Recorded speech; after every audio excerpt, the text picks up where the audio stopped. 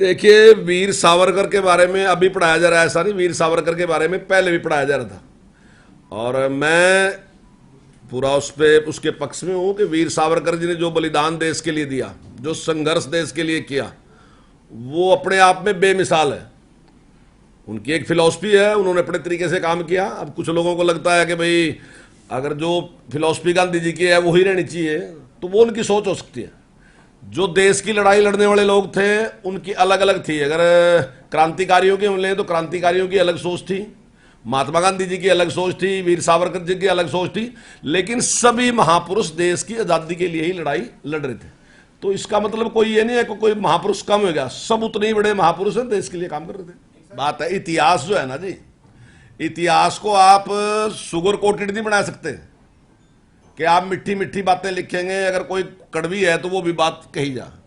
जहां कांग्रेस को बहुत से श्रेय मिल रहे तो वहां कुछ गलतियां भी हुई हैं, उन गलतियों का भी जिक्र किया ही जाएगा।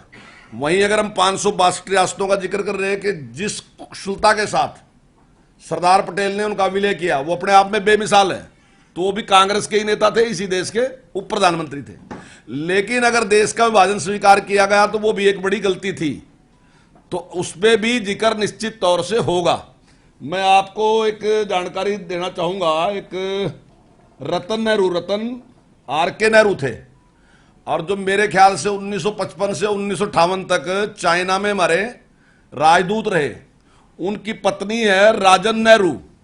उसने एक पुस्तक लिखी, मैंने वो पढ़ी, और उसने कहा कि जब अपने राष्ट्रपति राजेंद्र प्रसाद जी चाइना में गए तो उन्होंने का खाना रखा और वहां पे उनको जो उस टाइम माओ थे उनको बुलाया, जो वहां के चेयरमैन थे। तो डॉक्टर राजेंद्र प्रसाद जी ने बहुत सी बातें बताई कि हमारा कल्चर, हमारी संस्कृति कितनी महान है, लेकिन वो कुछ नहीं बोले, वो सिगरेट ही पीते रहे, जो उसकी किताब में लिखा।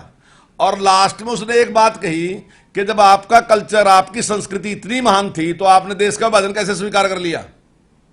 और उसने कहा माओ ने, अगर आपकी जगह में होता तो मैं कभी भी इस विभाजन को स्वीकार नहीं करता। ये राजन नेहरू लिख रही, रतन नेहरू की पत्नी है, नेहरू जी के खानदान से ही है, तो वो लिख रही है। अगर आपने महाभारत देखा होगा तो महाभारत में जब युद्ध समाप्त हो जा, युद्ध समाप्त होने के बाद युधिष्ठिर भीष्म पितामह जी के पास जा और उससे कहें कि हमें कोई ज्ञान दो, क्योंकि अब राज हमने चलाना। तो भीष्म पितामह भी एक ही बात कहें, बात तो और भी कहें, तो ये बात उसको कहें कि कभी भी देश के विभाजन को स्वीकार ना करना, परिस्थितियां कुछ भी हों। अगर परिस्थितियां ऐसी लगती है कि हाथ से निकलने लग रही तो फिर कुरुक्षेत्र में आ जियो। कुरुक्षेत्र का मतलब है चाहे भले ही युद्ध ही करना पड़ जा, लेकिन विभाजन स्वीकार किसी भी कीमत पे नहीं होना चाहिए। तो अगर विभाजन स्वीकार किया तो उसकी जिम्मेदारी उस टाइम के जो शासक है उनकी है, तो वो जिम्मेदारी से वो भाग नहीं सकते। वही बात इतिहास में लिखी गई, वो सच्चाई है। इतिहास जो है वो घटी घटनाएं हैं, ना कि हमारी मर्जी से कोई लिखा जाएगा।